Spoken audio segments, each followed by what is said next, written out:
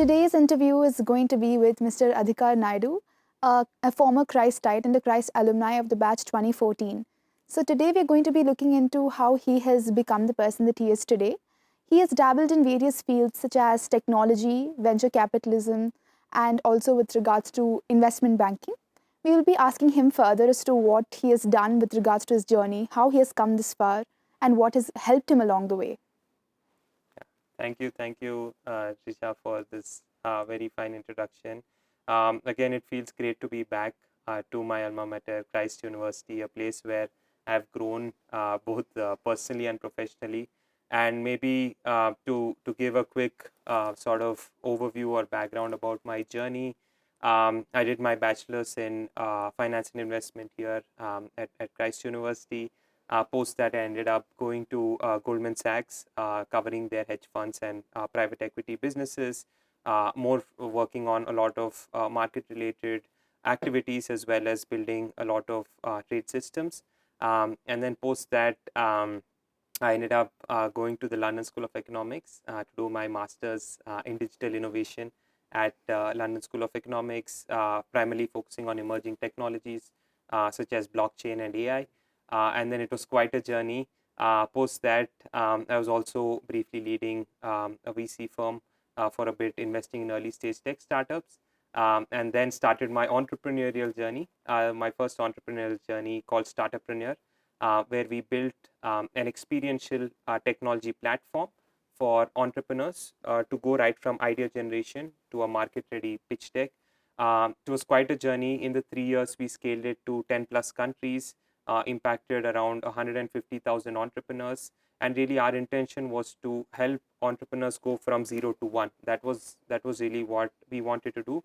And along the journey, we also built a platform for incubators and accelerators to support their portfolio of startups.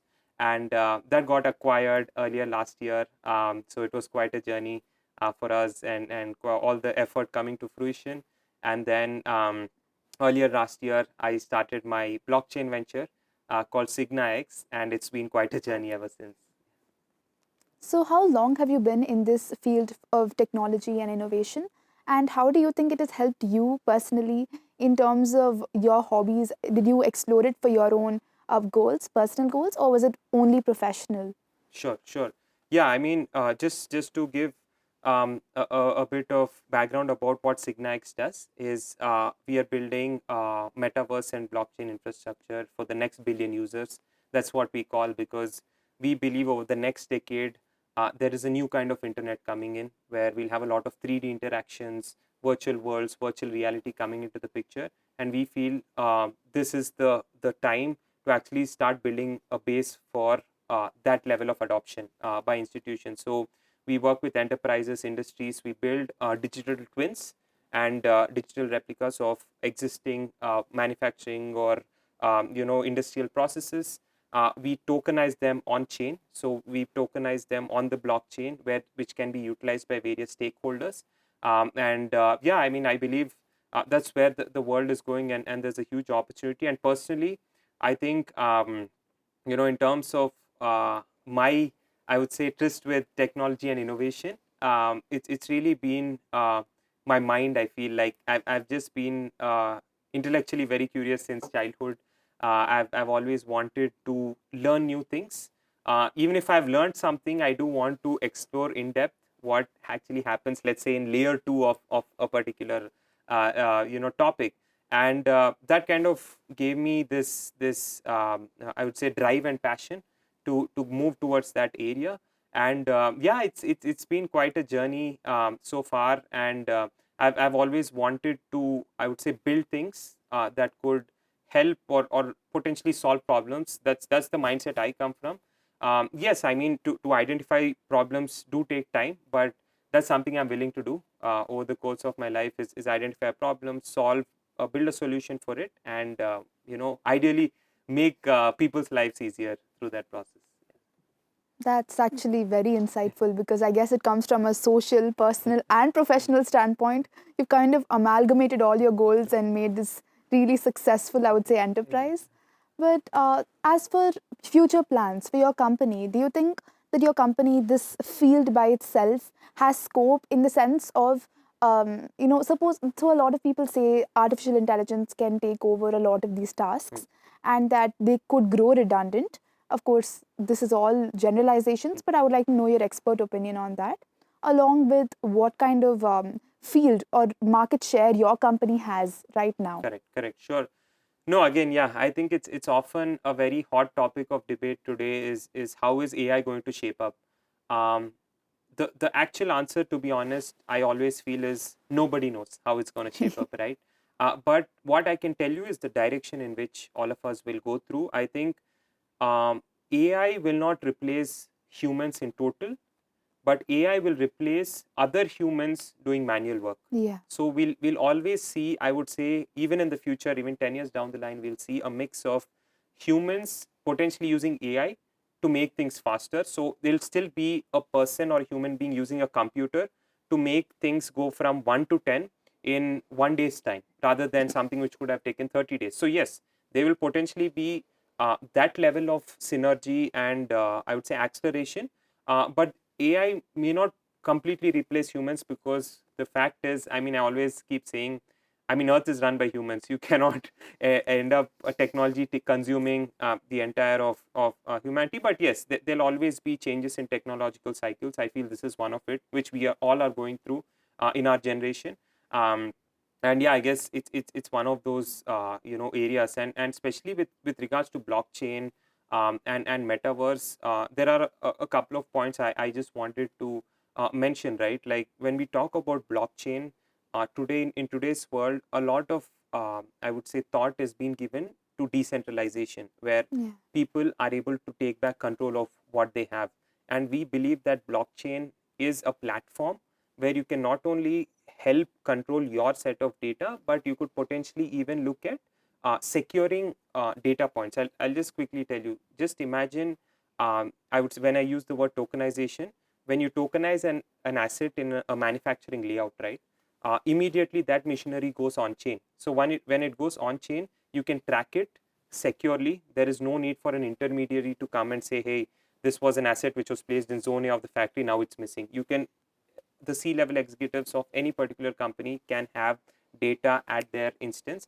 And more importantly, I mean, I feel we are at this generation where Gen Z, Gen Alpha, what they talk about is they're used to something different. They want immersive experiences. They want something beyond the ordinary. They're not happy with just the usual run-of-the-mill stuff. So, the future is building I would say immersive experiences, so that people are more excited and engaged to, let's say, open their phone or laptop rather than watching a couple of videos on YouTube, because that is really what we believe is going to happen. And that's what we are focusing on as well, is building out an infrastructure where potentially humans can interact in a far more immersive way. Yeah.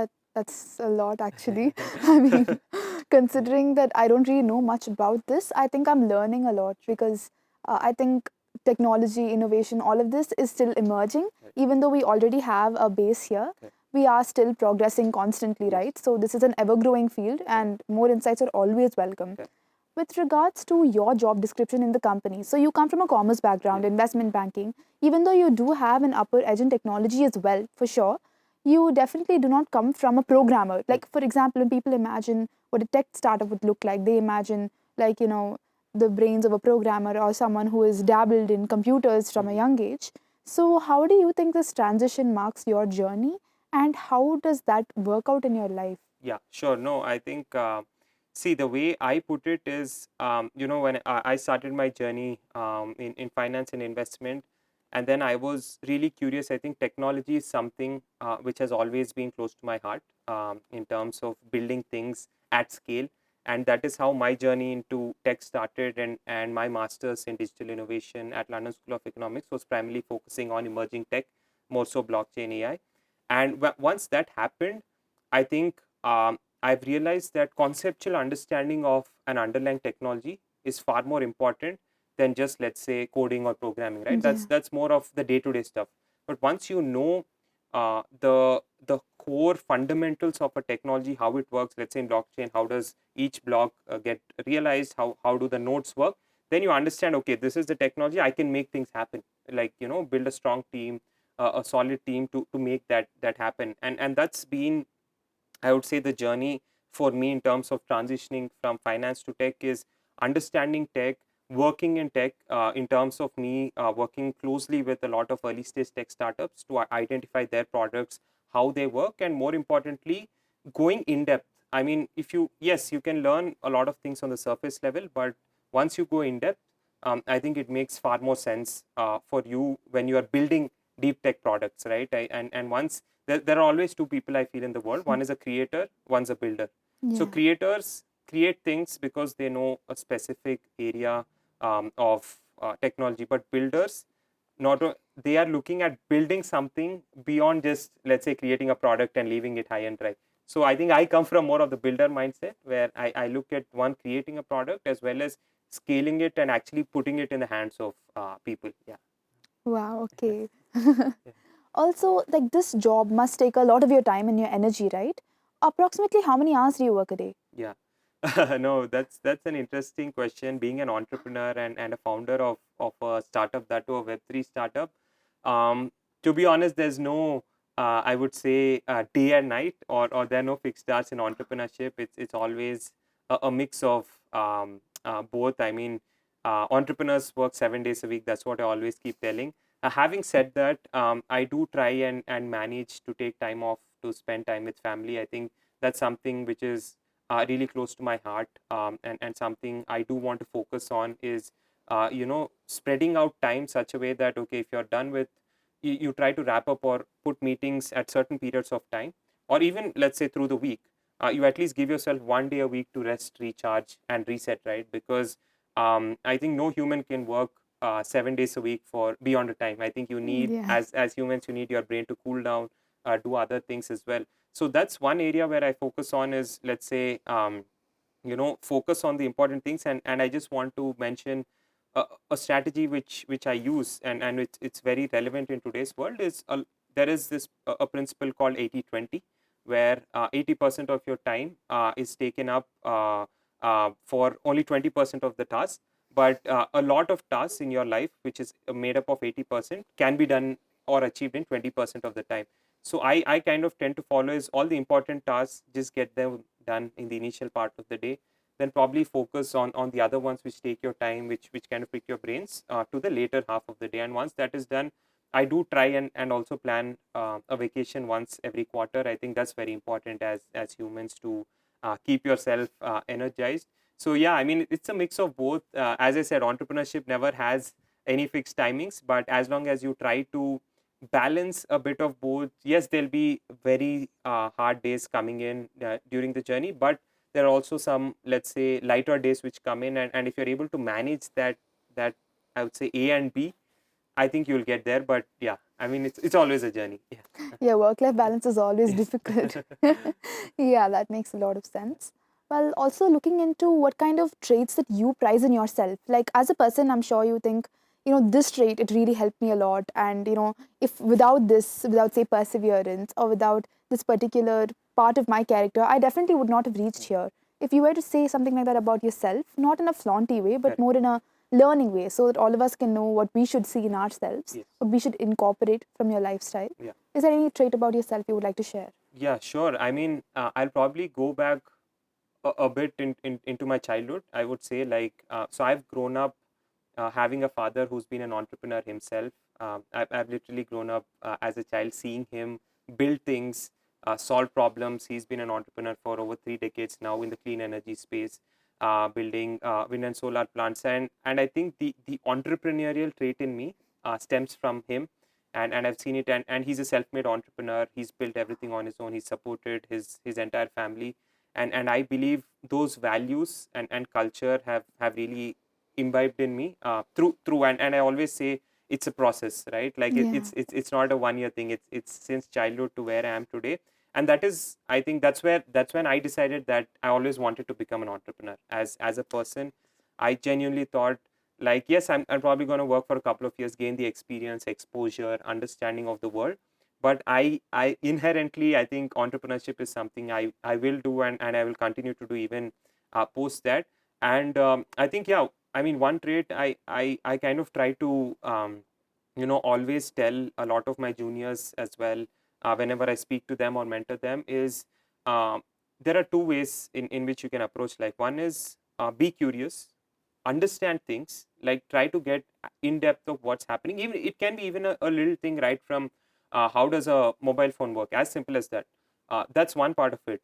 The second is, once you know particular information, if something really catches your eye, try to build something in it. I'm not saying you become an entrepreneur from day one, yes, but if try to keep a track of that specific technology, that specific area, even within finance, right? If you like audit, banking, finance or investment, try and go in that journey. Once that is done, you'll probably get through. And one of the other traits I always keep saying is, life never goes according to plan. So, just do your effort, just do your best and leave it to God and destiny and whatnot. Because don't kind of break your head thinking that maybe you didn't do well. Yes, you give your 100% of hard work, but beyond a point of time, it's also the right timing, right place. So just hope for the best, and take things as they come. Like make those plans happen, rather than probably regretting that, okay, why didn't this happen. Just make it happen, go out there, get it. If it happens, well and good. Even if it doesn't, you've learned a lot Yeah, along the way. the Yeah, process the itself. process itself. Exactly. Yes. Okay. And moving on to the interesting part of this, because you're a Christ Yeah. alumni and the people watching this are most probably going to be Yeah. Yeah. Christites. So I think, what was your life back in Christ? What was it like? Do you think Christ played a role in this journey? If it did, like what kind of role? And also unofficially, like what kind of student were you? And how did that Yeah. shape your career? No, no, that's really nice. Yeah, I think as you said, always a fan of Christ University. I've literally studied here, and I think a lot of experiences in Christ is something which I fondly remember, and have also helped me in the journey. I think one is, just again, as a student, I was very much into activities. So right from departmental activities to understanding what happens, speaking. I mean, I was in terms of leadership roles, etc. That's something which really excites me. Just helping do things for others, as well as building something which everyone can make use of. So that's the kind of student I was. And again, very curious in terms of the kind of subjects I was learning, because obviously in Christ I did my finance and investment. So all things pertaining to, let's say, core finance, hardcore, let's say, financial topics, financial services, what happens in this industry, I was always trying to keep a track of. And I think there are one or two really good, I think, traits which kind of got imbibed through the Christ journey. I think one of it is people management, right? Like, yes, I think whenever you come to a university, you're probably at a very young age. You're in your late teens, early 20s. At that, those are formative years, I feel, for any human being to build relationships, be it friendships or otherwise. And if you're able to match, or rather understand what everyone is, because no two humans are the same, right? Like, Definitely. you Yeah. probably need to adapt yourself to that particular person, and maybe, like, if it's getting things done, try to get things done. Or even in terms of friendships, right? Like, you need to balance things. So I think people management is something I really experienced here in Christ. And the second is, I think one of the oft quoted things of Christ is just the culture. I genuinely believe that this kind of culture sets us up as students for, let's say, the corporate world or entrepreneurship.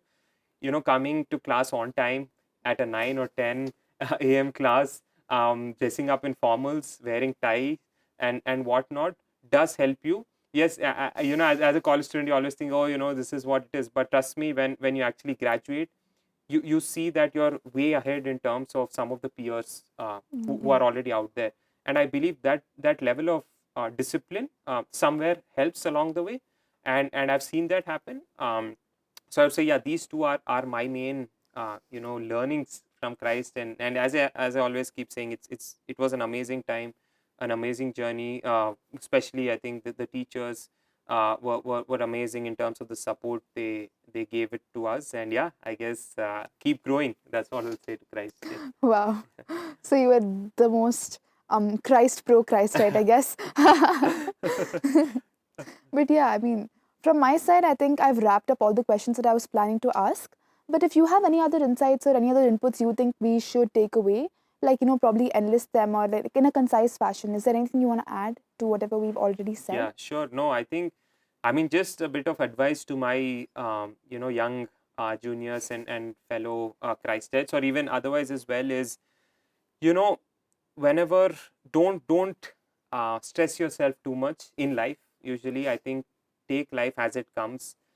Yes, there'll be ups and downs, and that's going to happen with everyone, right? Plan what you want to do. I mean, don't plan 20 years ahead. I always keep telling you, plan for 5-10 years.